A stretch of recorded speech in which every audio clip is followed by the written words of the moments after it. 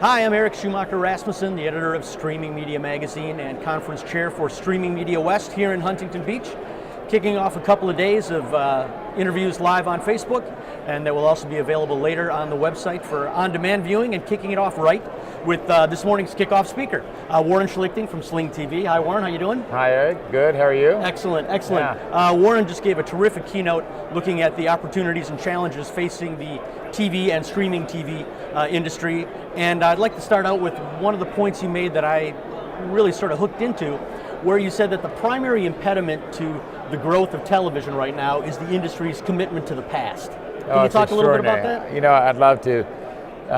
Television changes slowly. I think we're probably all aware of that. But if you look at what's happening, it's almost a spin cycle. The pay TV industry as a whole is contracting, at least traditional pay TV. And so the efforts are really around maximizing revenue as this contraction occurs. Mm-hmm. And of course, when you're focused on maximizing revenues with fewer and fewer customers, that becomes a sort of spiral that I think we've got to break out of. I mean, I'm really hopeful that OTT and companies like Sling lead the industry out of that into a growth mode. Mm-hmm. Well, one of the things you mentioned along those lines was that one of the primary metrics that's used to judge the success of a pay TV service is churn, right? It's all about churn, whether you're cable or satellite. But you said that's really not the case anymore, at least when it comes to OTT services like Sling, yeah, right? It's a good point. It's hard to let go of, for sure. Yeah. But if you let people out of contracts and you say, you know what, you can come and go as you please, then suddenly churn is a strange beast to be so concerned about, to be upset about, to whatever it is, and you look at your KPIs. And so while we still do think of a form of churn, what we really think about is restarts. How do we actually embrace this idea, this flexibility, and we offer consumers this with low switching costs, no contract, no commitment. How do we actually embrace that and welcome them back? Right. And so how do you do that? What is Sling doing to encourage customers to either stay with the service or come back to the service after they decide to end the subscription? It's a great question, because we've, as I think I mentioned in my keynote, we've bumped into the wall a couple of times, and I'm sure that'll happen again. But we are 100% focused on user engagement. How do we engage users? How do we, and even in infinitesimal increases, right?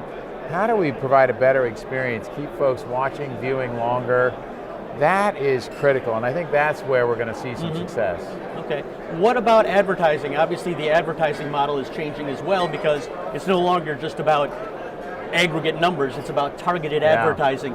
Can you talk a little bit about what Sling is doing and will do in the future with targeted advertising, and how is that impacting your ability to build a relationship with customers? Well, I spent many years in traditional pay TV looking at addressable advertising and waiting for this eureka moment. And frankly, Dish has been a pioneer and an innovator there, but Sling allows you to do all of the good stuff on digital and do it with high quality, high production value television advertising, and then you can buy it programmatically as well, which is exciting. Right. So, through sort of a random zigzaggy path, we've gotten to this place where we've got fantastic inventory, great targeting, and the ability to actually buy and sell programmatically. So we're excited about that. Good. And another point you made was that the industry, the TV industry, pay TV and OTT, still needs to break away from this huge bundle of programming mindset. No question. That's what consumers don't want. That, right? You said we're probably not going to get to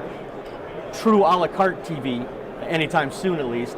But what is Sling doing to offer, even skinnier bundles than people are perhaps accustomed to? Well, almost every programming negotiation, this is an issue. And it's a little bit of it's actually a big switch from the standpoint that most traditional pay TV companies will say 190 channels for X dollars, right?